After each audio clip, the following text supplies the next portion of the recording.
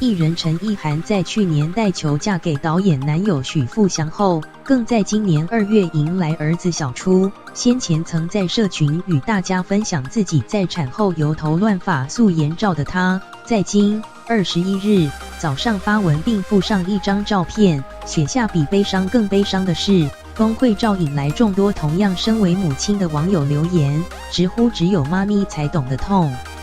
今日陈意涵在微博及脸书分享育儿，她在贴文中写着比悲伤更悲伤的是养儿方知父母恩啊！只见照片中好不容易挤出来的母乳倒了出来，全部都洒到桌面上，让陈意涵崩溃直呼想自己喝掉，回收再利用的概念。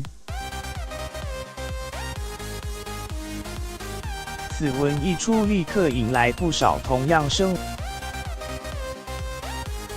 实习编辑斜线李佳莹